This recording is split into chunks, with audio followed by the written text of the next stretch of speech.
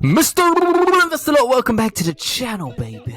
They said, where you been, cowboy? I've been grafting, I've been grinding, I've been working as a nurse. I've been doing a bit of acting, I've been doing some background stuff as well for different Netflix series. But ultimately, I've been selling my oil plays. So I sold my oil plays, I think it was... Let's see. I think it was just before New Year. So just before New Year, I decided, I made a lot of return on Occidental Petroleum. It was between 233 to 300%. I was selling in chunks and I put all of that into Bionano Genomics. So now I've got 42,333 shares of BNGO. If you want to follow me on Twitter, you'll be able to see it as well. So before we begin, I just wanted to say I found something interesting about 3 days ago. The stock price is floating about everywhere, went all the way up to $2. Now we're back into the $1.50 zone. My average is $1.64 with this amount of shares. So I'm super excited to show you this because I was searching, I'm always looking, I'm always reading every single day. I'm trying to follow and keep up with what Bionano Genomics is up to, and I'm really happy to show you this article. Before we begin, let me introduce myself for those that are new. My name is Miguel. I've been talking about Bionano Genomics. I've been investing in this company for a long time now. Most of the videos on my channel is about this company. Please remember, none of it's financial advice, for entertainment only. Whatever you see me do here as well is not investment advice at all, but you can see that I'm heavily invested into this company. Please remember, none of it's financial advice, for entertainment only. Now, if you enjoyed this video, before we begin, please hit the thumbs up, hit the subscribe, drop me some comments down below as well on what you think about this article. Before I get into this article, let me give you a bit of background knowledge. So Bionano Genomics share price, if you look at history, it was floating around about the 50-cent zone, and then all of a sudden it exploded all the way up to $15.69, I believe was the highest. Since then, it's come back down a lot, and we're waiting for widespread adoption of the Sapphire system, and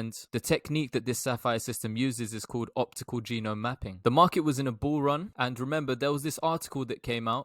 It was talking about what they presented, this professor called Temple Grandin. So this was announced by Bionano Genomics, talking about a publication in the Journal of Personalized Medicine, and it was the analysis of Professor Temple's genome in one of the most comprehensive evaluations of a single genome of a high-functioning individual with ASD, so autism spectrum disorder. There was so much good information coming out about Bionano Genomics and optical genome mapping, and this article sparked a lot of interest into Bionano Genomics. And the professor said, although she has a good understanding of, autism spectrum disorder, and she was diagnosed during childhood and was non-verbal to age 3, the new findings have led to improved clinical management of her symptoms. Back in October last year in 2022, we could see that the NHS started to become interested in optical genome mapping, and they put it in their plan. So they said accelerating genomic medicine within the NHS. They released this on the 12th of October 2022, and they spoke about long-read sequencing and optical mapping. Make sure you open this and take a look yourself. So if you take a look at the plan, accelerating genomic medicine in the NHS, and the basic plan is to put England at the forefront of genomics. And now the UK has been heavily investing in genomics, and they're looking for ways to actually have rapid adoption of affordable, efficient, and innovative genomic technologies. And now this NHS GMS here, National Health Service Genomic Medicine Service, has stated that they're starting to, utilize this innovative technologies, including long-read sequencing and optical mapping, currently being explored to sequence parts of the genome that cannot easily be sequenced by other techniques, for example, methylation in brain cancers. They've also got an interest in utilizing this technology, particularly for cancer and for genetic disease. So this brings us to the article I just found. So they've said here they wanted to implement,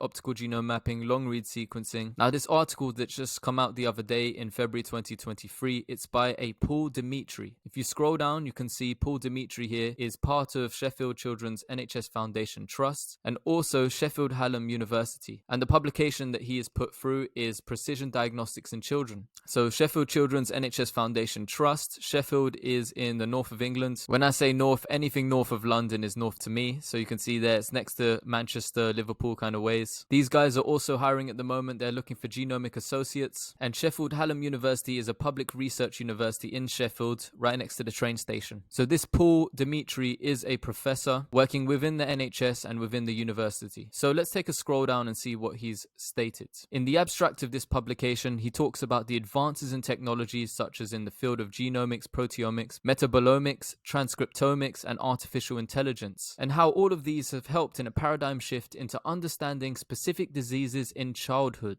So it's greatly enhanced the ability to combine data from changes within cells to the impact of environmental and population changes. Diseases in children have been reclassified as we understand more about their genomic origin and their evolution. So now Genomic discoveries, additional omics data, and advances such as optical genome mapping have driven rapid improvements in the precision and speed of diagnosis of diseases in children, and this is the big part, and are now being incorporated into newborn screening. He just said it. Optical genome mapping now being incorporated into newborn screening, have improved targeted therapies in childhood, and have supported the development of predictive biomarkers to assess the therapeutic impact and determine prognosis in congenital and acquired diseases of childhood. He then goes on to say next generation cytogenetics such as optical genome mapping has also advanced the speed and ability of detecting genetic abnormalities. He talks about the different limitations of different techniques. So he speaks of, chromosomal microarray, karyotyping. He talks about FISH as well. He then goes on to talk about next generation sequencing methods, how they can sequence variants, but they're unable to accurately resolve copy number variants. So he said complete genetic profiling in specific diseases, either for diagnosis or for risk stratification of prognosis, often relies on a combination of these techniques, which is time consuming and costly. Then he states optical genome mapping is a novel technology that analyzes ultra high molecular weight DNA, provides a high resolution genome wide image. Each patient's unique map is aligned to a reference genome to detect copy number variants and structural abnormalities. Optical genome mapping has a strong concordance with other cytogenetic techniques such as FISH and chromosomal microarray, but has also advanced the detection of additional chromosomal abnormalities that are clinically relevant and that are inaccessible to standard techniques. He then stated this is useful for diseases such as acute lymphoblastic leukemia, how optical genome mapping is recognized as key genomic technology capable of detecting all classes of structural variants in many disorders, which will undoubtedly improve the speed and accuracy of diagnosis of rare disorders in children, but also improve risk stratification in common hematological disorders in children such as acute lymphoblastic leukemia. And he stated that in this type of leukemia, the stratification has previously relied on a combo of all these genetic tests, which is time consuming and it's expensive. However, optical genome mapping not only increased the detection rate, but also the resolution, and it removed the need for using multiple cytogenetic techniques, resulting in a reduced turnaround time and cost saving. Furthermore, he goes on to talk about how useful it is in lots of other diseases within pediatrics, including neurodevelopmental pediatrics, myotonic dystrophy, disorders of sex development, and with the potential for widespread application for prenatal diagnostic testing. Given the extended capabilities of optical genome mapping, many undiagnosed conditions in pediatrics will be elucidated using this new technique and other future developments as we enter an era of next generation cytogenetics. This article is very important for you to just take a look at, take a read through it, break it down, try to understand and see where he thinks the technology is going, why it's useful. This guy is a professor, and being a professor, credibility matters the most. He works within the National Health Service. He's a university professor, and credibility matters a lot. And with the statements here saying, optical genome mapping is now being incorporated into newborn screening, these are important statements from academics utilizing the Sapphire system to see where the technology is going and what the future may hold. And I say may here because there's a lot of factors in a business that you have to consider, including, cash runway, the products that we're bringing to the market, the speed of adoption, the moat that we have, potential hazards for the business, profit margins. And when these, press releases hit in February 2022, about a year ago, when it spoke about two of these, key places within the United Kingdom adopting the Sapphire system, these genetic laboratory hubs within the UK's NHS service, it's nice to see that other places within the UK, other places within,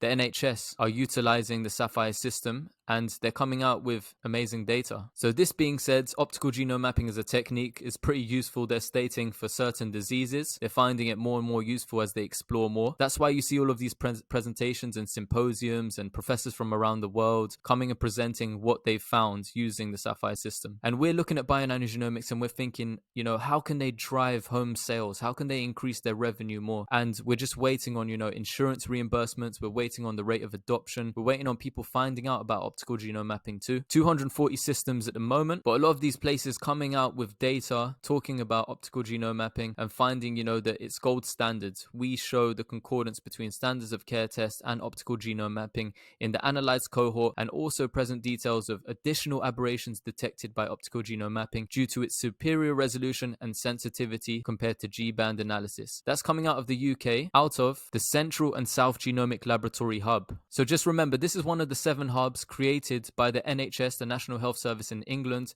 to deliver genomic testing across the country. And they're coming out with data and statements like that. They state here in the background as well, the optical genome mapping has great potential to become the new gold standard for detecting structural and copy number variants, SVs and CNVs, identified by cytogenetic techniques for routine use in a diagnostic laboratory environment. Routine use. And look at the statement here, the use of optical genome mapping in various research and diagnostic labs is being validated and implemented around the world. For me, it's a matter of time. 90% of my portfolio is in Bionano Genomics, and I'm going to keep picking up some shares as well, working my butt cheeks off, and just watching how the business develops. Don't just look at the business as well, look at the broader market of genomics. Take a look at what's going on, where the investments are going to, what's most important. So all of these like NHS England, what are they focusing on? They're focusing on, cancers, rare disease. Particularly, they're looking at, some of these blood cancers and tumors. So what is Bionano Genomics working on? And do you think there's going to be adoption there? Do you see that some of the statements that they're coming out with and where they're utilizing the machine are these key places in the world, and in particular for that country as well? If one of the 7 genomic laboratories are using it and they want to say, it could be used as the new gold standards, it could save money, it could save time, it could help patients' lives. With statements like that, you have to analyze all the data that you have, including how much cash runway Bionano Genomics has,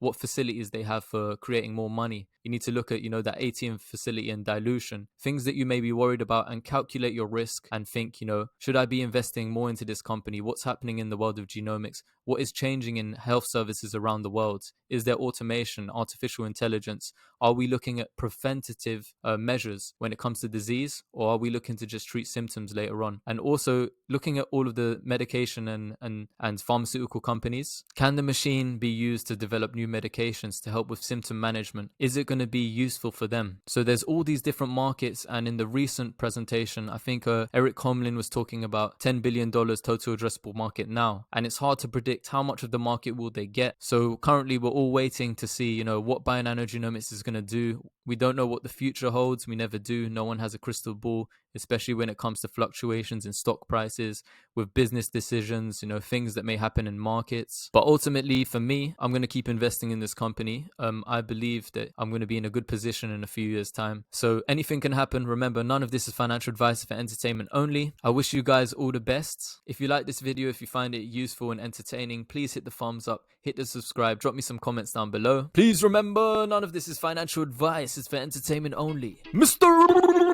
Invest a lot, over and out, baby. Have a lovely week ahead. Actually, it's the weekend, so go and party, enjoy your life. Over and out, baby.